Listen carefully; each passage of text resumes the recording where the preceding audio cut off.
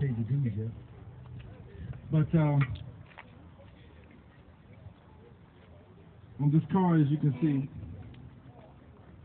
on April 7, 2012, hundreds of people from around New Orleans will gather to lay down 50,000 handmade bones honoring victims and survivors of ongoing conflicts in Congo, Sudan, and Somalia.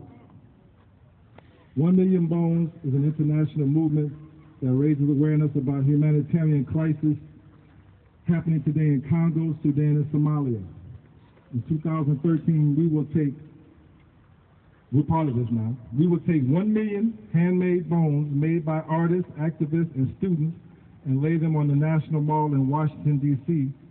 as a visible petition against these ongoing crises. Each bone symbolizes our common humanity. We need you. We're looking for 200 volunteers to join us in laying down these 50,000 bones, which have been made by the New Orleans community. This will be a filmed event, and we ask volunteers to wear white, showing solidarity and our mission for peace and justice. Saturday, April 7th, that's next Saturday, 10 a.m. to 5 p.m.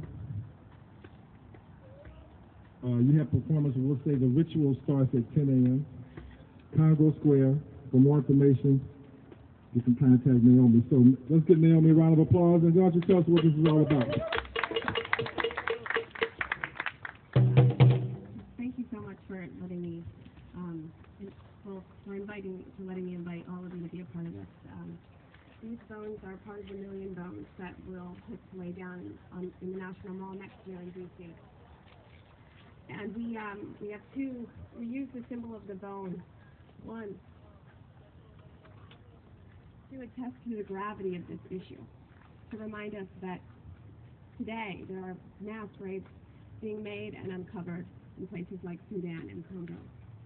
But we also use this symbol to remind us that we belong to each other, and that when we accept the idea that we belong to each other, we can recognize our responsibility to one another.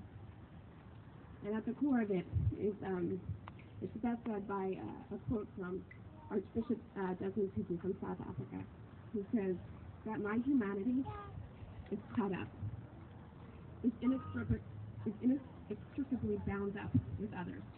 We belong in a bundle of life. A person is a person to other people. And so that is our message, and it's a really powerful event. We did it in Albuquerque last summer, where we laid down 50,000 bones. A couple hundred people were there. We dressed in white, and we laid them down.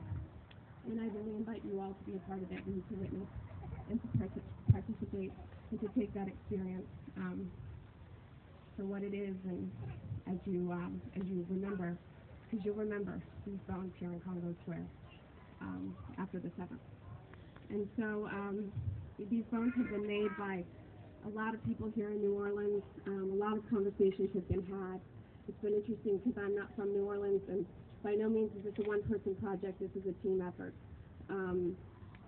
But the conversations, a lot of them that have come out of the school children here, is talking about the violence in the city and how they're affected by it. And that when we think about these issues, we understand that local issues or global issues are oftentimes local issues that are magnified by distance and intensity.